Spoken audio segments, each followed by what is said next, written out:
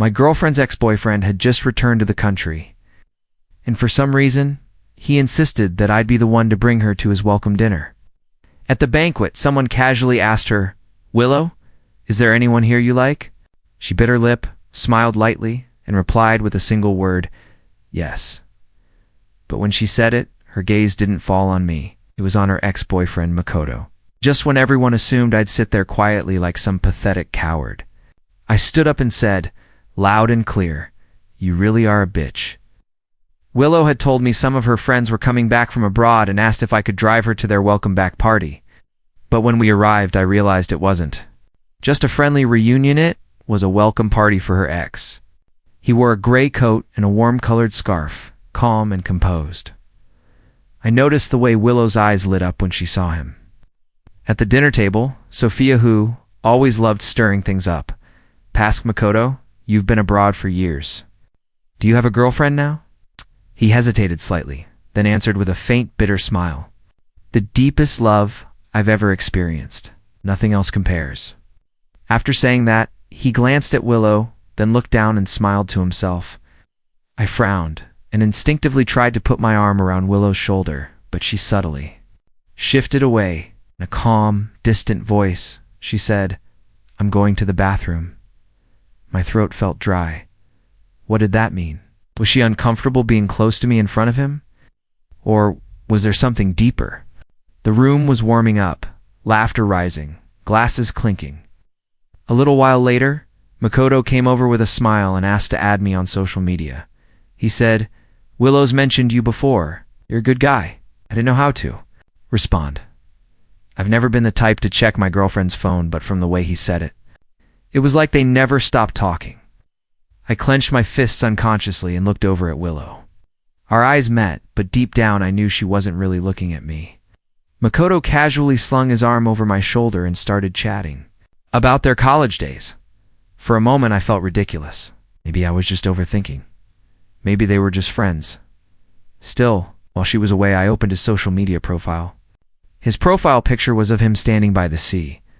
My heart skipped. I immediately checked Willow's profile. Same sea, same spot.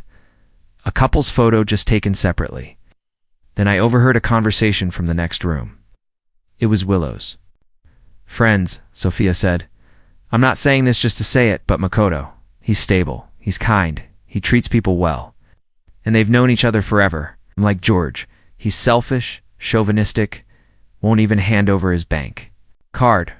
Alicia agreed. "He's been abroad for 3 years and hasn't had another girlfriend. Obviously, he's been waiting for her." "Did you see how quickly he paid the bill?" George just sat there eating, clueless. Then Maria chimed in. "Knew Makoto when we were overseas. He was always staring at Willow's pictures, telling me not to tell her. He didn't want to disturb her life, just wanted her to be happy. For years of love like that, it doesn't just end." "And this bag?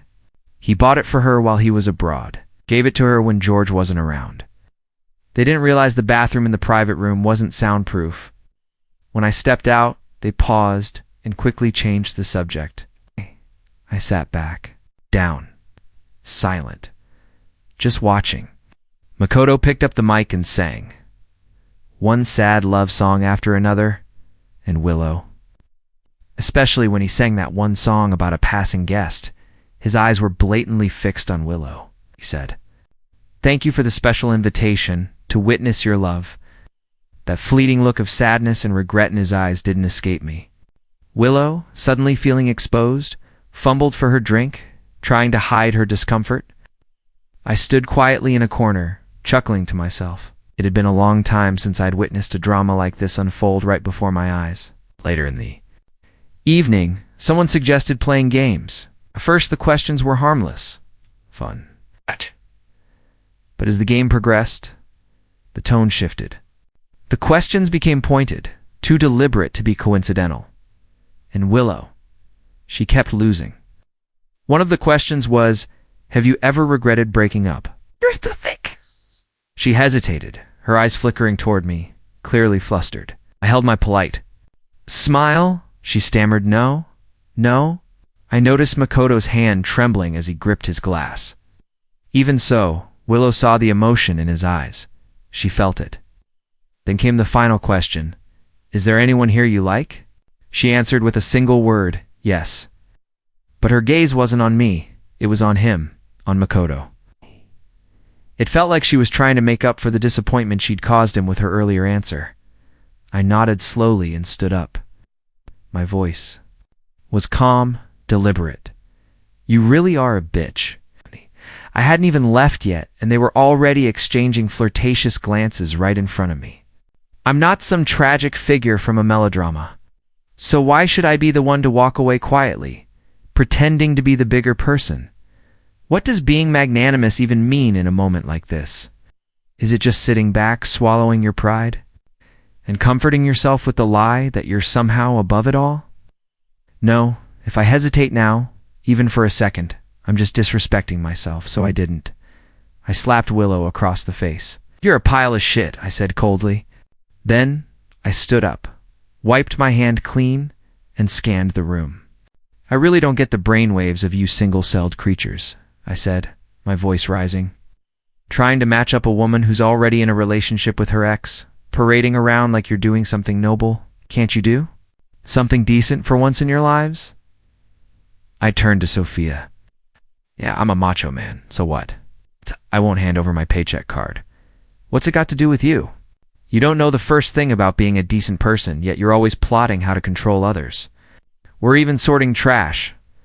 Now do yourself a favor and go where you belong. Then, to Alicia, I gave a cold smile. Don't worry. I just love to eat. Big appetite. Next time, go attend your own funeral banquet. We'll sit at the kids' table and celebrate how someone so young failed to see the next day's sun. Oh, right, because their tongue was too long and Yama was too kind to let them wander around the human world any longer. Finally, I turned to Maria. Singing off key just means you're tone deaf. But speaking like that? Maybe your brain's not wired right. You love running errands for others so much. What a waste of talent not becoming a courier. Then, I turned back to Willow. Let's just break up. Don't waste my time any longer. Sophia's face flushed red with rage. She shouted, What are you barking for, you dog? I smiled faintly. The first time I've seen so much shit in one place. I guess I'm just too excited. Just as I was about to leave, Makoto grabbed my arm, trying to smooth things over. Bro, Willow and I really don't have anything going on. Don't act like this. We haven't seen each other in so long, we just wanted to catch up. If I upset you, I'll leave right now. I looked at him coldly. Cut the bullshit. You knew I'd be upset. And yet you still came. What's your game plan? I asked. Makoto turned pale. His voice trembled as he apologized. Sorry, it's all my fault. I just... He looked at Willow, his face full of guilt. I grabbed him by the collar and growled, I'm the one asking questions. What are you looking at her for? Is the answer written on her face? Willow shot up like her tail had been stepped on. Biting her lip, she snapped, George, why are you bullying people like this? You think Makoto's someone easy to pick? You're going too far. And just like that, the others jumped in to defend him. Alicia scoffed, seriously, I've got no words for you. We never should have said yes when you chased after Willow. Who even are you? Sophia chimed in with a sneer. Yeah, we like Makoto way more. Someone like you is destined to be lonely forever. Maria let out a sharp snort. If you're not happy, just call the cops. Makoto's way more gentle and understanding than you. You're just bitter, jealous. I couldn't help but laugh a low, cold laugh. I looked at them, one by one. Alicia, I said with a smirk, if you can't speak properly, go learn sign language. Need a tutor? Did Willow call your mom? Why do you act like she needs to report every bathroom? Break to you? Then I turned to Sophia. You're like a cockroach sneezing. Just spraying filth every time you open your mouth. If you know I'm right, write it down. I'm not dying alone anytime soon. Don't waste your pity. But what I am wondering is whether you're ready for the consequences of running your mouth the way you do. Then to Maria, you claim. To know his character so well, what do you to share a brain now? Maybe you just spend so much time with him it's turned your common sense into mush. The world's a big place, but it can't compete with the size of the void in your head. And I can't call the cops because for you, I'd need the dog catcher squad. I leaned in slightly. Promise me something. Next time, at least try to pretend you're human. Fake it better. Finally, I looked at Willow. She stood there stunned, as if she didn't recognize me anymore. I gave her a faint smile. Willow, your heart's always floating up there higher than the sky. So what now? Trying to play both sides? Who do you think you are? With that, I turned and walked away. She followed me outside. Her voice was soft, guilt-stricken. George, it's all my fault. Everyone just said that Maria and Makoto hadn't seen each other since they got back from abroad. So they planned to get together. I didn't expect things to end up like this. I'm sorry. Please, don't be mad. Her hair was slightly wet from the heat of the evening. Her beautiful face was full of guilt. I asked her, then what was that look on your face when you stared at him earlier? Willow froze, then slowly answered, maybe. Maybe it's just because we haven't seen each other in so long, we still run in the same circles. I just didn't want things to feel awkward. I laughed dry. And, hello, Willow. The background picture on your phone? That's a couple photo, right? She froze again. Her eyes darted to Makoto, who had just walked out behind us. It's not what you think, she said quickly. I just forgot to change it. She fumbled with her phone and switched the wallpaper to a photo of us together. I stared at her silently for a few seconds, lowered her head, her voice barely audible. George, I broke up with him 3 years ago. I really don't have feelings for him anymore, please. Do you believe me? Can we not break up? Let's go home. I'm George. When I say it's over, it's over. But before I could speak, Makoto rushed over. He looked at me sincerely, almost desperate. It's all my fault. I'm sorry. I know I shouldn't have come and ruined your happiness. I just wanted to see her one more time. I stared at him, speechless. So, I should just let you have your way, I asked coldly. His eyes darted nervously. He coughed once, then again, his voice trembling. I didn't mean it like that. I'm sorry. I'll leave now. Don't fight because of me, he said softly. But just as he turned to leave, his knees buckled, and he nearly collapsed. Willow rushed to support him, her hands gripping his arm. Why did you drink so much? She asked, panic lacing her voice. Don't you remember you're allergic to alcohol? Her tone was full of concern. Makoto, leaning against her for balance, looked at her with deep, tender eyes. I was just so happy, he said. I didn't even realize. I stood there with my arms crossed, silently watching the scene unfold. Willow turned to me, biting her lip. George, Makoto's allergic to alcohol. If he drinks too much, it could be dangerous. Can I take him home? I looked at her, confused. What do you think, Willow? Just then, Makoto groaned. It's so itchy. He pulled at his collar and I saw the skin on his neck flushing red. Willow's eyes filled with worry. Don't scratch, it'll only get worse. I stared at her. Willow, are you sure you want to go with him? I asked, my voice low. She clung to my arm, pouting slightly. George, I'll come back. To you, after I take him home, I promise. He might need the hospital. Okay, I said quietly. I walked past them. But just before I turned the corner, I caught it. A flicker of smugness in Makoto's eyes. Later that night, I checked his WeChat moments. He'd posted, on this cold night, I'm glad you're here. The photo was of a woman's back. In a warmly lit kitchen, of course it was Willow. I met Willow through work. She had a soft personality, a breathtaking appearance, and let's be honest, an incredible body. To be blunt, I was drawn to her physically, and I pursued her head-on. After a few accidental meetings and a carefully orchestrated string of surprises, she finally fell for me. We've been together for a year now. I knew she had a boyfriend before. 4 years together, she told me. She said he went abroad and wasn't coming back, so I didn't dig deeper. Now I realize. They didn't break up because they stopped loving each other. It was just distance. I thought about Makoto's smug little post. My nails dug into my palm. I, George, have always been someone who settles scores directly. I don't do mind games. But this sneaky, crawling way he's trying to take her back, it's crossing into territory I'm not used to. I need to think. Just then, Willow messaged me. Babe, it's raining tonight. You didn't bring an umbrella, did you? I'll come pick you up after work. Let's go to your place, okay? I was just about to decline. Then the team leader walked in with a new recruit. I looked up, Makoto. So this is what he was playing at. I deleted the message I was writing and replied to her with just one word. Okay, let's see what game he's really playing.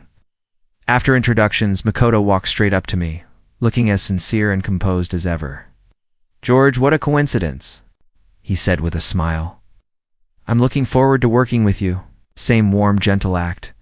But now I knew it wasn't a coincidence. It was confirmation. He and Willow had never lost contact. The question was, how long had this been going on? I stared at her profile photo, trying to remember when things started to feel off. At the new employee gathering, Makoto didn't drink. Later that evening, I ran into him in the restroom. He was washing his hands, calm and casual. With a faint smile, he said, "Sorry, George. Willow came over to my place yesterday." "You're not mad, are you?" His voice was soft, polite, his tone anything but. It was laced with quiet mockery. I chuckled. "Why would I be mad?" I said coolly. "I'm not a trash can. I don't take in garbage." His smile froze for a second, but he recovered quickly. And as he walked past me, he said under his breath, "I was with her for 4 years. You think 1 year of dating can compare?" I couldn't understand his logic. Who the hell fights over trash? If I throw it out, I'll just find someone new. What's the big deal? But he kept going. If something happens to me, she'll come to me first. "George, be smart. Don't compete with me." I laughed out loud. "You really are a trash can, huh? You're good at packing crap in? You look like a QR code? No one knows what you really are until they scan you." Makoto's face turned pale with rage. After dinner, heavy rain started pouring down. Saw Willow waiting outside, standing quietly under an umbrella. When she spotted me, her eyes lit up, and she walked toward me, happy and relaxed. But the moment Makoto stepped outside, she paused. She didn't greet him. She walked straight to my side, gently linking her arm with mine. Then she handed me the umbrella and said sweetly, "George, let's go." I didn't take it. Instead, I pulled out my own umbrella. "I brought mine," I said. She froze for a moment, clearly surprised, but Willow didn't get angry. She still spoke softly. "George is so thoughtful. With rain like this, one umbrella wouldn't be enough. We'd both get soaked." Just then, a colleague walked past and asked, "Makoto didn't bring an umbrella." He answered with a quiet mm. A thunderclap cracked through the sky. Makoto sighed. "Really unlucky. Guess I'll have to get drenched," I noticed. Willow's fingers tightened around the umbrella handle. I kept my expression neutral and turned to her. "Let's go." She replied, her gaze drifting toward the storm. "This rain might last all night," she muttered. I knew what she meant. She was worried about him. Taxis weren't coming. The rain wasn't letting up. Without saying another word, I opened my umbrella and stepped into the downpour. Out of the corner of my eye, I saw Makoto frowning, casting a pitiful glance in her direction. Sure enough, not long after, Willow appeared beside me. She acted like nothing had happened. "Let's go," she said softly. "We'll head home." When we reached the subway entrance, her phone lit up. Her expression darkened. I saw concern in her eyes. I smiled and asked, "Your best friend looking for you?" She blinked, startled by the question, and nodded absent-mindedly, but her eyes never left the rain. The sound of it falling, it was like someone crying. "Willow?" I asked. "Are you sure you want to come to my place right now?" "Of course," I chuckled. Then I asked deliberately, "Are you worried about Makoto not having an umbrella?" She bit her lip. "Of course not." Think like that about me. I'm not in contact with him anymore. After that, she tried to nestle into my arms like she usually did. But I extended my arm, keeping some distance. Said casually, "All right, I believe you. But if I find out you're lying, Willow, it won't just be a simple, let's part ways nicely." She paused for a moment, then looked up at me and coldly snorted. "I wouldn't." I nodded and pretended to be gentle. "Fine. How about we go home separately today? The rain's too heavy. My place is far. You'll catch a cold." And besides, we're out of groceries. Nothing to eat. Don't bother. Actually, I've got some work to finish, so I'll be late anyway. Her home was in the opposite direction. She hesitated, clearly reluctant, then looked at me carefully. Then, should I just go home now? I nodded. Seeing I didn't insist, she turned and started walking away, in the opposite direction, but I followed her quietly. After we exited the station, I watched as she disappeared into the rain, her umbrella swaying slightly. This was the second time she'd lied to me. I could feel the pain tightening on my face. But beneath that pain, the blood of revenge was starting to pulse. Willow, I gave you the chance to save face. From now on, don't blame me. As expected, I soon received a private message from Makoto. He wrote, I told you if I said something, she'd come straight to me. He lost. He retracted the message right after sending it. I nearly crushed my phone. It wasn't that I was so deeply in love with Willow. It was the fact that someone actually had the audacity to humiliate me like that. He was really asking for it. I made a call. Moments later, a Bentley pulled up. In front of me, I climbed into the back seat, gave the driver an address. As the car merged into traffic, the woman sitting beside me scoffed coldly. How did you manage to make yourself look so pathetic? I frowned. Stop nagging. Anna smirked. Had a fight with your little girlfriend? I didn't respond. When I dated Willow, I kept my identity hidden. Just wanted something simple for once. Besides, my relationship with my father wasn't great, and I didn't want any of that involved. I leaned back and closed my eyes, trying to decide, should I just curse them both out and send them packing, or find a quiet place to beat some sense into them? But Anna wouldn't stop talking. She was driving me insane. Anna, you can't find a boyfriend because you talk too damn much, I muttered, finally opening my eyes to look at her. She didn't get mad. Instead, she smiled. This is how you treat your benefactor, calling me out at night like this? You better pay me extra. I was at my limit. You're a rich girl? Why are you being so stingy over a little money? She raised her voice in mock protest. I'm not stingy. I'm just getting ready for married life. Gotta learn how to manage finances. I shuddered at the thought. But then I got back to business. Just want to see what he's trying to pull next. By the way, how's that thing I asked you to handle? She replied smoothly. Don't worry, young Master Wong. All the information will hit your inbox in the next few days. I nodded. Make sure you focus on Maria's IP. Keep a close eye on it. Then I opened my phone and posted a cryptic status. Evil spirits. Stay away. Seeing I was silent again, Anna leaned in, squinting playfully. What's going on? Is young Master Wong upset? I sighed. Upset? You think I'd get mad over a woman? She rolled her eyes. Well, your face is screaming otherwise, I snapped. Nonsense. I'm just thinking about the best way to handle this. She laughed softly. If you need help, just say so. I love watching two men fight over one woman. I stared at her, speechless. When I got out of the car, Anna called after me. I turned around, a little annoyed. What now? She blinked innocently. About what we talked about last time. Is that still on the table? I didn't answer. I just turned and walked away. She texted me right after. Coward. The next few days, Willow kept texting me. Long messages. Guilt. Apologies. I deleted every single one without reading. One day she came to find me after work. I ignored her completely, got in the car and left. A week passed. Then, as I was getting into the car again, she finally stopped. Me. George, what do you mean by this? I opened the car door, glanced at her and said, Don't you know what breaking up means? We have no relationship anymore. Understand? Talking to you? It's exhausting. Her eyes reddened. I never agreed to it. Then she added quickly, I can explain, please. Since that day, I haven't contacted him at all. I scoffed. Which day? For a moment, her face flashed with embarrassment. She bit her lip. The day of the heavy rain. She was always vague, always avoiding the truth. But that night, even after I blocked Makoto, he still managed to send me a message. I heard you two were still using protection when you slept together. I didn't.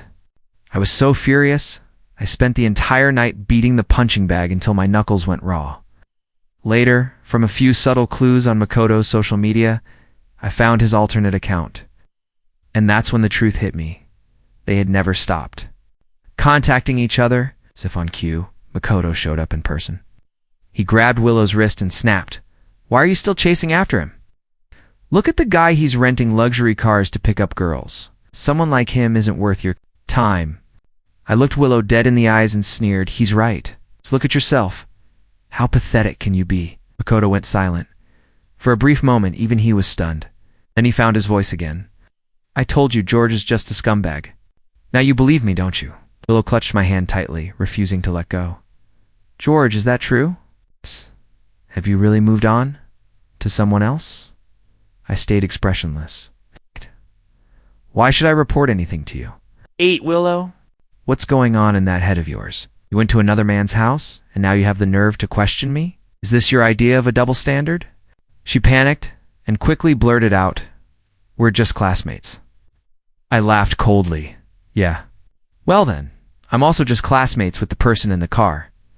If you can go to your classmate's house, why can't I?" Willow's face twisted with pain. "George, you still love me, right? You're just doing this to make me jealous, aren't you?" At that moment, Makoto's face turned pale. I stared at her. "Do you even hear yourself?" And then Anna stepped out of the car. Her long legs touched the ground, her presence sharp and radiant. Compared to her, Willow was instantly dimmed. Her looks, her aura, her composure completely overshadowed. I heard Willow's voice tremble as she muttered, "Miss Sue?" When I got back into the car, Makoto's smug voice drifted over again. "So, what did I tell you? A guy like George, renting luxury cars, buying fake bags, sweet-talking his way into the hearts of who knows how many rich girls. You see it now, don't you?" I rolled the window up without a word. Anna looked at me curiously. "Aren't you going to slap him, young Master Wong?" I was quiet for a moment. Then I said calmly, "You strike the snake at the vital spot. One move. Clean and fatal. No second chances." She tilted her head. "Is it really worth it going through all this trouble? Just for them?" I didn't answer. I just looked out the window, lost in the past. When I was a child, my father convinced my mother to quit her stable job and start a business. Meanwhile, I was sent off to live with my uncle. My aunt never liked me. I became the house help, cooking, cleaning, babysitting younger siblings. Every month, my father sent money for my living expenses. But my aunt would mock me relentlessly, right in front of others. "You eat too much," she'd say. "The money your parents send isn't enough with prices going up. They only keep you because they pity you." I still remember the shame. The way I was roasted from both sides, humiliated like I didn't belong anywhere. Then one day, she falsely accused me of stealing her money. As punishment, she made me kneel in the living room, while strangers pointed and whispered. I was only 8 years old. After that, I started living on my own. But one thing about me, I remember every grudge, no matter how small. Years later, I learned about her affair. I spent a long time crafting a plan, carefully. Eventually, I exposed her secrets to the entire village. Once the rumors spread, she couldn't even step outside without being looked down on. She divorced my uncle and returned in shame too. Her parents' house. I knew if I didn't strike at the most critical point, it wouldn't be worth it. So I said calmly, "It's not the right time yet. Let's wait." Anna gave me a long, calculating look. "Fine," she said. "I'll wait to see the show you're about to put on." I didn't answer. I was simply waiting quietly, patiently for the fish to bite. But Willow, she kept calling me every single day. It was driving me insane. And the most direct blow didn't come from her.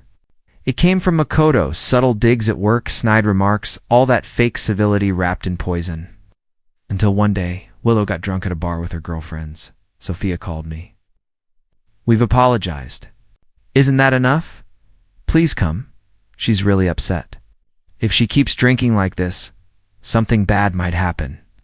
I could hear the noise in the background, music, chatter, the sharp clinking of glasses. Makoto's laugh, mocking and arrogant, replied coldly, "If she dies, just call the crematorium."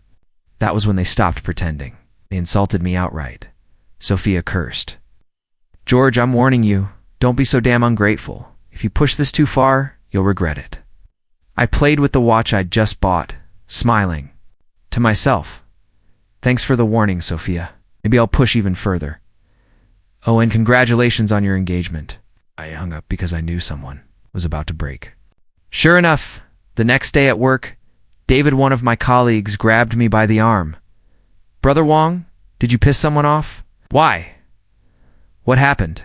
"Someone posted something nasty about you on the employee forum. Should probably go home and lie low today." I checked my phone. The headline stared back at me. "Beware. Scam artist rents luxury cars and uses fake designer goods to lure rich women, elderly ones." There were pictures, a lot of them, shots of me with Anna. Pictures of the car. Even high-res surveillance. Photos of my father's secretary walking beside me as I bought watches and suits. They even faked transfer records. What they didn't know was, the company I worked for is my father's, and I'd only had dinner with him a few times. For appearances. Mostly, Makoto had written a passionate little essay to go with the photos, accusing me of everything, that I was shameless, immoral, using women, ruining society's values. Just then, Willow sent me a link to the post on Weibo. "George, I misjudged. You disgust me." I glanced at it. It's over 500 shares already. What a coincidence. I forwarded the link to Anna. "Track the IP. Do it fast." Then I locked my screen and followed David into the office, walking like nothing had happened. Makoto was already celebrating his victory. I could see it in his smug expression. He didn't even bother hiding his taunts. Perfect. I had something special prepared for him. As soon as I sat down, he walked over and smirked. "Told you should have been more careful." I hit record on my phone and asked casually, "So you're the one who posted all that stuff on the forum?" He didn't answer. He was being cautious. But I wasn't in a rush. I opened Willow's WeChat. Accidentally, in purpose, I tapped. On a voice message, her voice filled the room. "Babe, please, listen to me. I have nothing to do with Makoto. I don't like him at all. He's just a simp. I never even look at him. I've heard his life abroad is a mess, guys. Girls, everything mixed up. How could I like someone like that?" Out of the corner of my eye, I saw Makoto's fists clench. His veins bulged. "Thanks, Willow." That message helped me trace every last one of his dirty secrets. I let out a quiet sigh. Simps got no value anymore, huh? He lost it. His voice shook with rage. "You won't be smug for long." I laughed. I wasn't even sure who exactly wouldn't be smug for long. The next second, my father walked into the company, flanked by a group of people.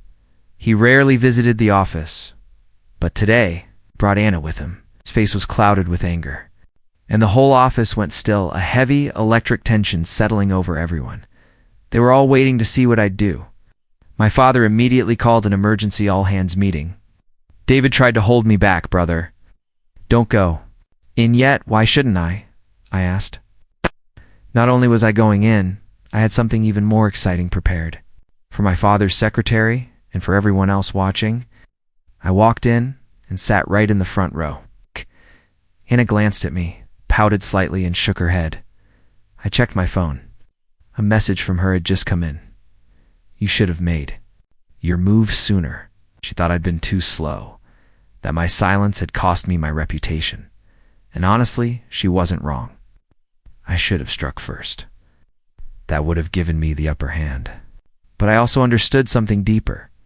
Some people's darkness runs far deeper than you expect. And if you only scratch the surface, the damage won't stick. It won't matter. Because everyone has something they desperately want to protect. Something they can't afford to lose. And what I needed to do was destroy it completely. Root and branch. Makoto stood there with that smug, righteous posture, chin lifted, chest puffed out, as if he were still in control. But then, My father spoke. "I'll be direct with all of you," he said firmly. Then he pointed at me. "Son," the whole room froze. Makoto, who had looked invincible just a moment ago, suddenly crumbled. His confidence shattered. His face turned pale.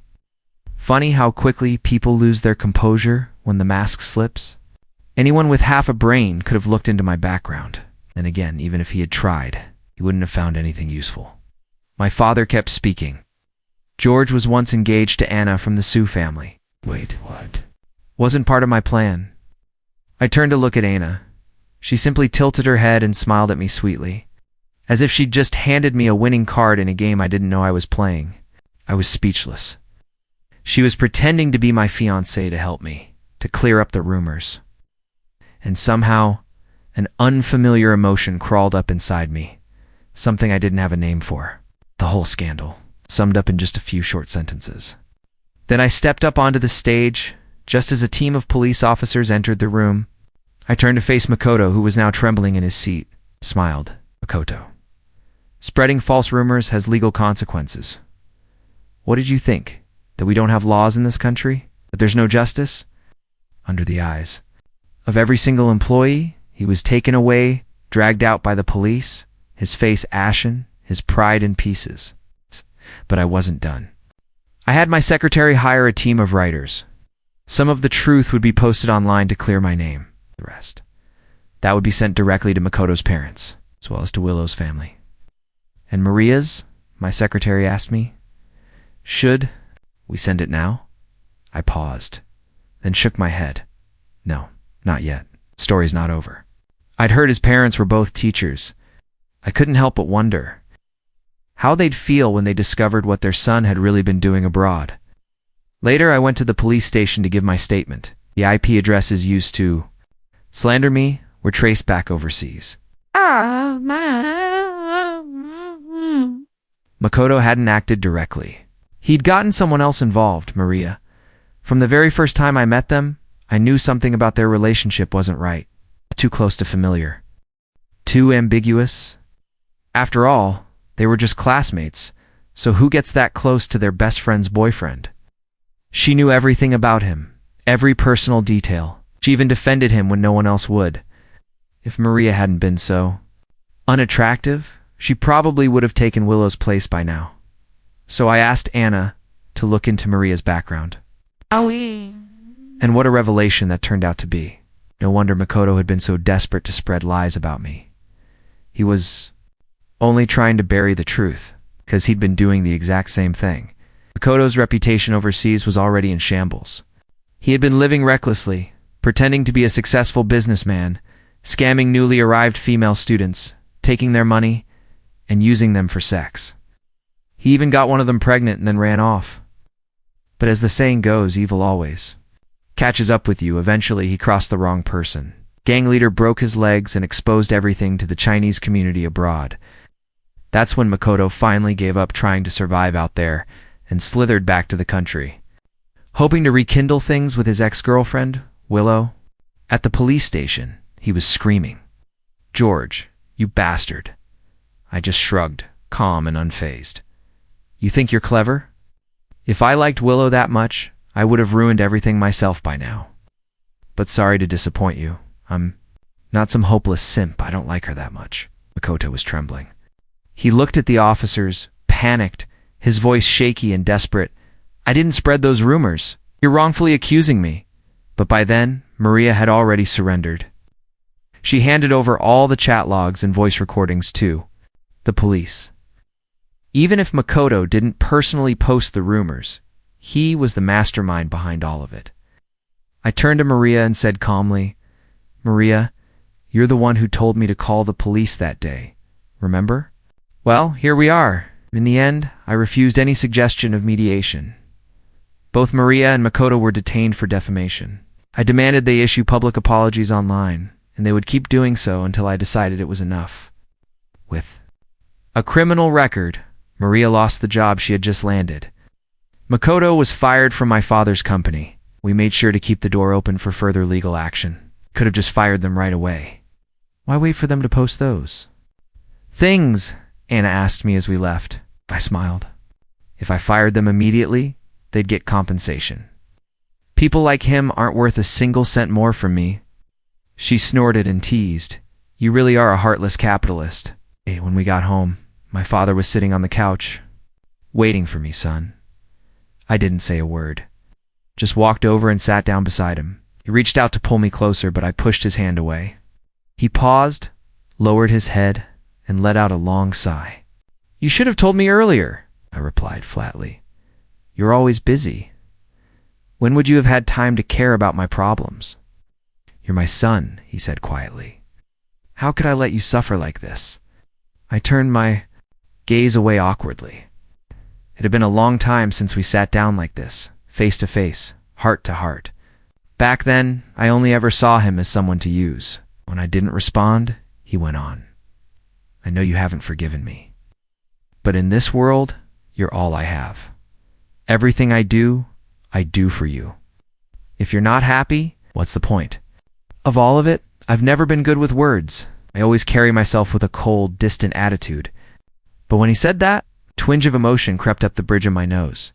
He added softly, I regret what happened with your mother. I miss her too.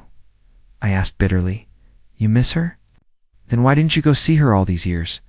I couldn't hold it in any longer. The words burst out through clenched teeth, and so did the tears. She was supposed to come to my parent-teacher meeting that day, but you called her to deliver some documents. She got into a car accident. If you hadn't asked her to go, she'd still be alive. My words hit him hard. He didn't even try to hide the pain in his face. His eyes turned red as he whispered, I'm sorry. I clenched my jaw. Sorry, I won't bring my mother back. And with that, stormed. Off to my room, leaving the door to slam shut behind me. Until the day Makoto and Maria were released, Willow had never once reached out to me. But now, for the first time ever, she called. We need to talk. Asked plainly about what? She hesitated, then said, My friends want to apologize to you. I laughed. If apologies were enough, why do we even have the police? Clearly, her friends had found out about her situation with Makoto. Now they were scared, trying to smooth things over with me, but it was far too late for that. There was a long silence on her end. Then softly, she said, I'm sorry, George. It was me who hurt you. This had nothing to do with anyone else. It was about the things you lied to me about, like hiding the fact that you're a rich heir. But I didn't hold that against you. I was stunned for a moment, then replied, So the point of this call is to settle scores with me now, huh? Willow didn't respond, but her voice was dry, like she'd been crying. You lied to me first, so I lied to you. We can call it even. But the others, they're my good friends. Close companions. They shouldn't be punished because of what happened between us. I asked, So what are you trying to say? She replied quietly, They want to have a meal with you, apologize in person. After that, we all go our separate ways. You can walk your path and we'll walk ours. What do you think? I said. Simply, sure, send me the time and the address. Before I even had the chance to deal with them. They couldn't sit still anymore. Fine. Better to deal with everyone at once than waste time hunting them down one by one. Right before I left, Anna called. She sounded tense. It's a trap, she warned. They hate you. They'll definitely try to cause trouble. I shrugged. Doesn't matter. I'm just going to see how far they're willing to go. She sighed. Then you better stay on the phone with me the whole time. I'm ready to call an ambulance the moment something happens. I chuckled. Relax. Don't you remember? I'm a kickboxing expert. She shot back without missing. A beat. I'm not worried about you. I'm worried about them. Just go easy on them. I laughed softly. Don't worry. They won't die. When I arrived, all 5 of them were already there. Of course, the whole family needed to be present. As soon as they saw me, they all stood up cautiously to greet me. I walked in without a word, took a long stride to the seat nearest the door, sat down, crossed my arms, and stared at them. All right, I said. Let's hear it. How do you plan to apologize? Willow stood up first, hesitantly. George, I'm sorry. Admit I hurt you. Shouldn't have stomped all. Over your love for me? I blinked in silence. Love? I never loved her. I was just interested in her body. She kept going. You made me lose my job, so I think that makes us even, right? Ah, so that's what this was really about. Willow had worked at Sue Group. If I hadn't reached out to Aina, I never would have even met her. I sat up a little straighter. Let's see what other tricks she had planned. When I didn't answer, she bit her lip and said, "But you were involved with Anna." "Well, you were. Still with me? I'm a victim too. Let's just stop talking about it. You rich people love playing with women's emotions. I'll just accept it. After today, we'll never see each other again." I couldn't help but laugh. All right, next. I gently tapped my glass with a finger and waited.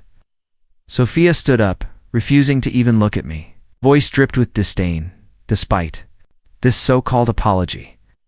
She sneered, "Sorry, I shouldn't have tried to defend my friend."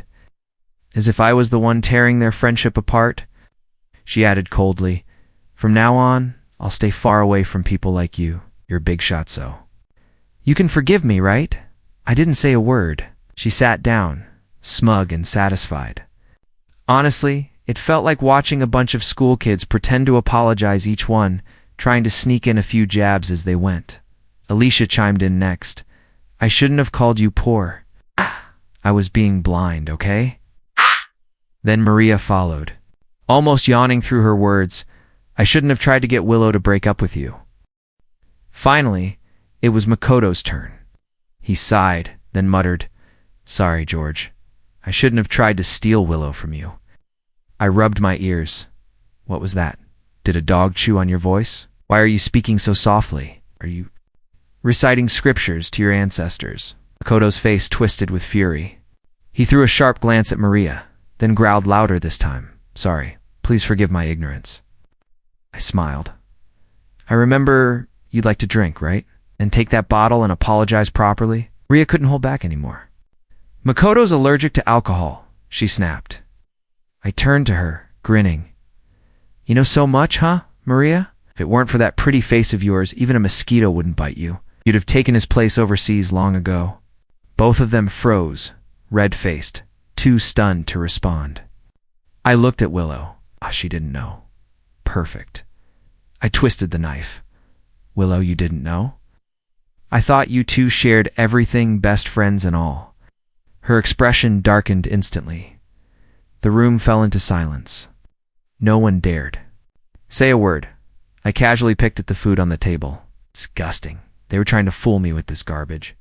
I stood up and said coldly, "The alley outside looks like a better place for an apology. Line up. Bow to me. Show me your sincerity." They exchanged nervous glances, then slowly followed me out. Once we were outside, Makoto was the first. "To snap," he shouted. "What the hell is so arrogant about you, you bastard? Today I'm going to teach you a lesson for all of us." But I didn't even look at him. Under their confused stares, I calmly took off my coat and threw it over the surveillance camera.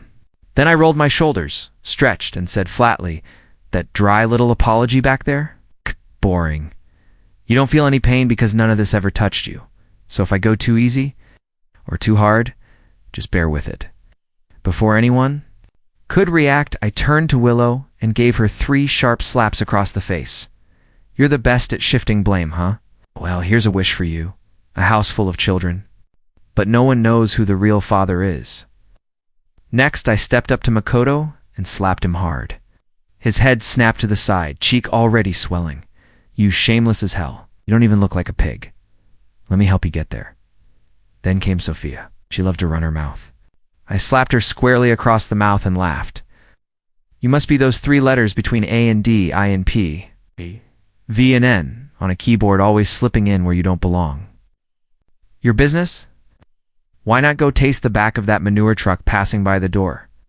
Did she really think I didn't know about her dirty secrets? I've got everything ready. The Discipline Inspection Commission will take care of her soon. Just like she wanted, she'll be far, far away from me, and I bet she'll be so happy. Then there was Alicia. I turned around and slapped that fake nose of hers hard. "Has your stomach been bothering you lately?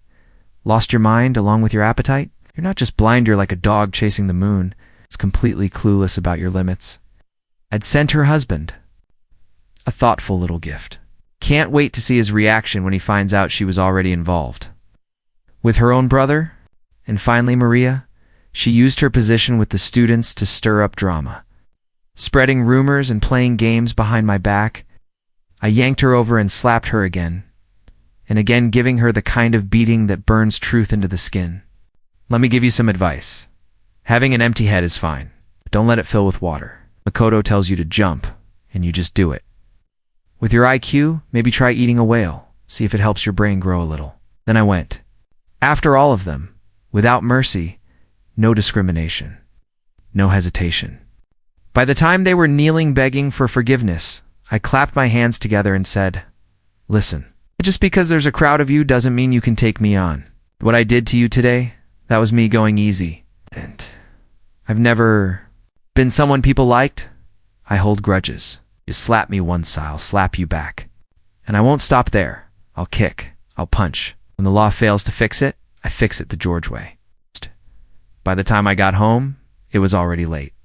The lights were still on inside. Dad was back. I walked in, took off my coat, and sat across. From him, he didn't speak right away. Then finally he said, "Don't worry, I'll handle everything from now on. No one humiliates my son and gets away with it." I didn't respond. Just crossed my legs and scrolled casually through my phone. There was a beat of silence before he sighed. "I don't want much in life. I just want you to be happy and healthy." I looked up and said, "Dad, do you think I would have turned out healthy if I hadn't done the things I did?" I stared straight into his eyes. Before I turned 5, I had a home, 2 parents, a family. But then you chose business over us. You abandoned our stable life, left me behind in our hometown alone. I paused. Do you have any idea what life was like back then? At school, the other kids would say, I had parents who gave birth to me, but never raised me. After school, I'd do my homework, wash the rice, steam the food, cut the vegetables, take care of my younger siblings. Every day, repeat. My aunt would mock me, belittle me with every breath. And my uncle? He never once stood up for me. I took a breath, then continued. The living expenses you sent? I never saw a single coin of it, I remember once. Watching the other kids eat snacks, I was drooling. Do you know how humiliating that felt? I let out a bitter laugh. Then, in middle school, after you finally made it big, you brought me to the city. But did my life get any better at school? No. I was ridiculed, bullied, tortured. My arms and legs were always covered in bruises, but I never showed them to you. Because even when I was getting beaten, I didn't want to be abandoned again. All I wanted was mom and dad. So I made myself stronger. I learned taekwondo, learned sanshu, ran with delinquents, learned how to curse and spit back when life hit me. Not to bully others, but to protect myself. To make sure you and mom never had to worry about me again. All I wanted was a complete family. But that prestigious school you enrolled me in, it was just a polished version of hell. Eventually I could fight back. I had the power. Did you say, don't stir up trouble? Don't be like them? Don't fight? But did you ever ask why I fought? You were too ashamed to attend parent-teacher meetings. You even told mom not to come. That day was supposed to be special. It was the first time in 3 years that mom was going to attend my parent-teacher meeting. Do you know how happy I was? I didn't even get to see her one last time. You lied. Me told me she was away on a business trip. And only after my midterms did you finally tell me the truth. She wasn't coming back. How am I supposed to forgive you for that? He stayed silent for a long time. Tears streamed quietly down his face. I wiped my own tears and sniffled. Dad, we both need time. Time to get over all this. I stood up and turned toward the stairs when I heard his voice, old, but full of pain and love. But George, I will always love you. I'm always on your side, and from now on, I'll try my best to make up for everything. I didn't say a word. As I climbed the stairs, I noticed Anna standing by the pillar. I don't know how much she heard, but it didn't really matter.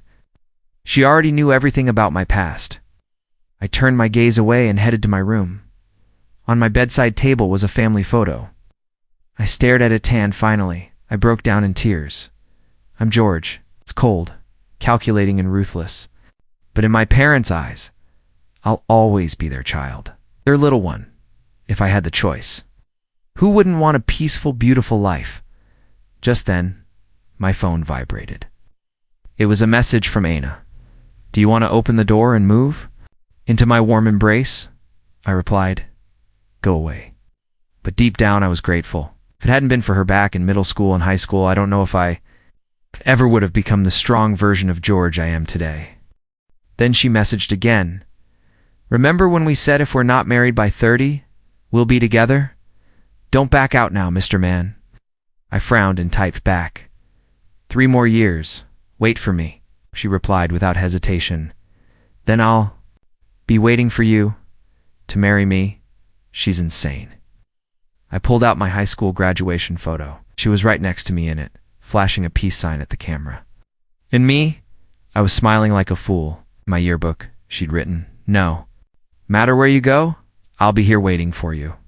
And I'd written, I don't need anyone waiting for me, 'cause I'll fly higher and higher. I smiled faintly. The future, let's leave that for the future. On a side story, George was different from the rest of us. He had this stubborn look in his eyes and a natural kind of pride. Most of the class came from the same elementary school. They had their cliques, their invisible walls. They favored the rich and quietly rejected the poor. We were just kids, but even then, we were exposed to these things. When George first joined our class, everyone was curious about him, especially when they found out he came from the countryside. I sat behind him. Every day I watched him sitting up straight like a little wolf pup, tense and alert, trying so hard to fit in. Then came the first test. He ranked first. The very next day I noticed his arm, bruised, purple. Later, found out the former top student in class, his last name was B, had started bullying him. I remembered Bai. Always neatly dressed. A little prince, the kind who acted nice in front of adults and nasty behind their backs. That kind of thing was normal at our school. Rich kids always carried this attitude. I don't like you and you don't like me. I was worried about George, but he was calm. Calmer than any 12-year-old should be. If it had been anyone else, they'd have cried to the teacher or gone running to their parents. But not him. He sat up straight every day. He stayed number 1 on every single test. Then, one day, I saw it with my own eyes. He was being cornered in the bathroom. Just as someone's fist was about to land, George grabbed the hand Mitterrand, fought back. The entire room went still. Everyone was stunned. But there were too many of them, and George's strength alone wasn't enough. I rushed to help him and called the teacher. I'd always been afraid of being isolated, so I never dared to interfere in these things before. But watching him take those blows, it hurt. It hurt in a way I couldn't ignore. He leaned against the wall to stand and turned to me. Thank you, he said. But before I could respond, he looked me in the eye and said, don't get involved with me. They might come after you too. Oh. Get stronger on my own. I looked into those bright, clear eyes, and for some reason, my heart skipped. A beat later, I saw him again at a training class. He was learning Sanchu, fists clenched, eyes burning with determination. In that moment, the image of him fighting back in the bathroom flashed through my mind. It was the same fierce energy. Now sharpened and refined, he was different. This person.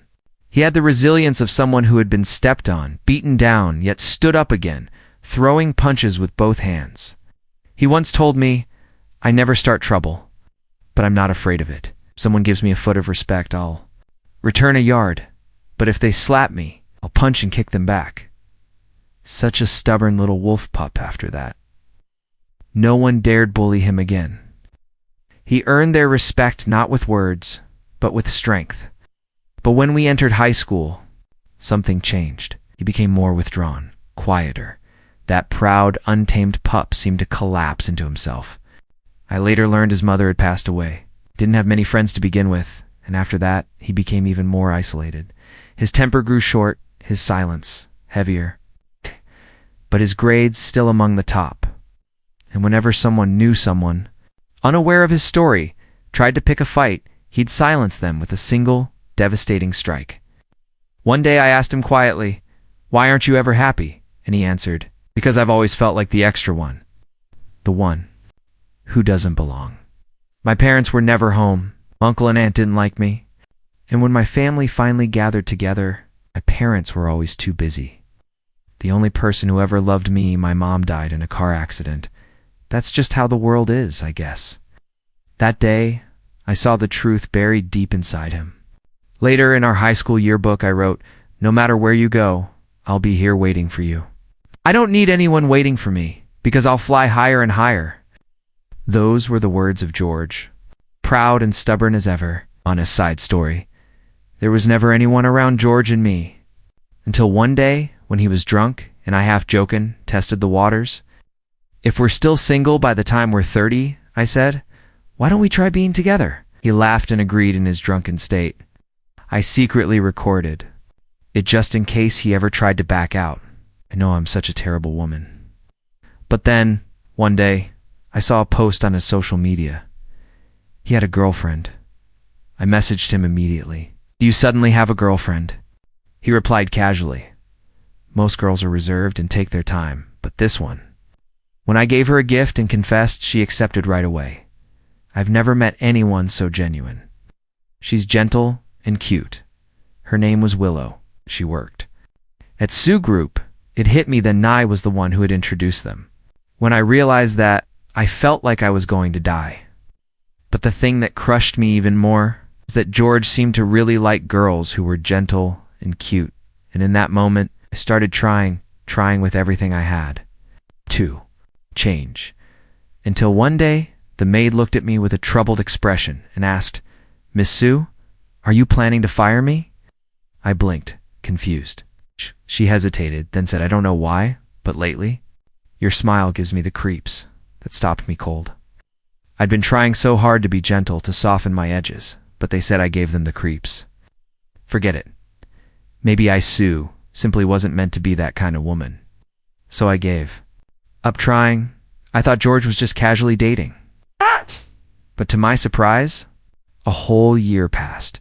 And every time I stood there, hiding quietly near his house, watching him come home, I couldn't help but wish that the person walking beside him was me.